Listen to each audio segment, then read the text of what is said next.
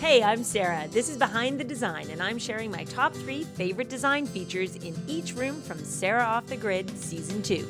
Hey, it's Sarah, and we're talking behind the design for the principal ensuite bathroom.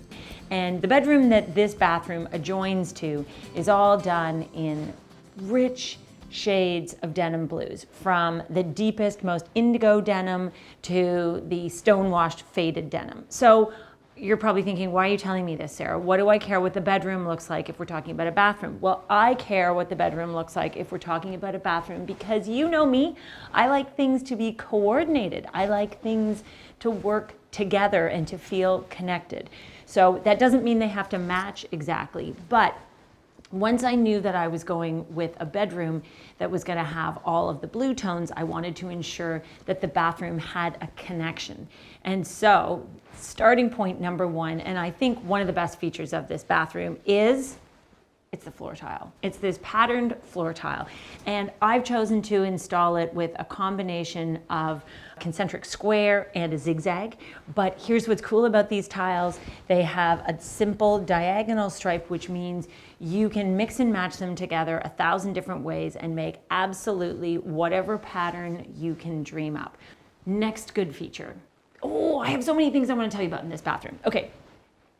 I'm really into the Vanity because the Vanity was extremely affordable. Here's what I did. I started out with in-stock, ready-to-go Vanity components.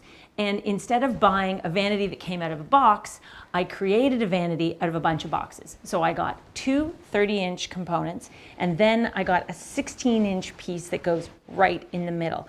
Look how clean the lines on this are. What I think is cool is they came in this pale gray finish with a bit of a rib in them, very contemporary, right up my alley in terms of style.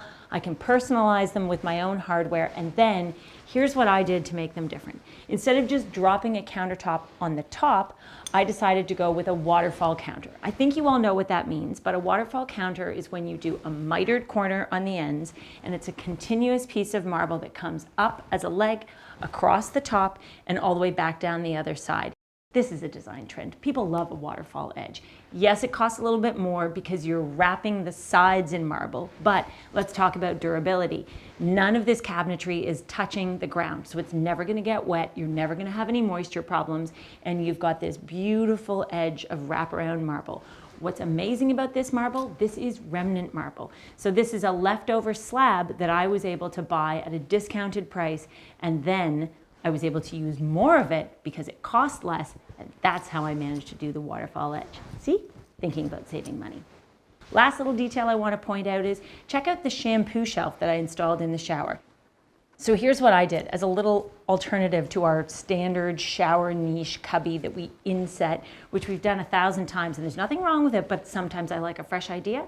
I took a little piece of shower jam, I anchored it right into the wall before we started the tiling. I planned ahead, and then we tiled all the way around it. So this is a shelf that literally just floats in the middle of the tiled wall, and it's offset against our beautiful pale blue shiny subway tile. So there it is. Those are the things. Did you like the room? Tell me. I want you to comment. I always want to know what you think about the rooms I've designed.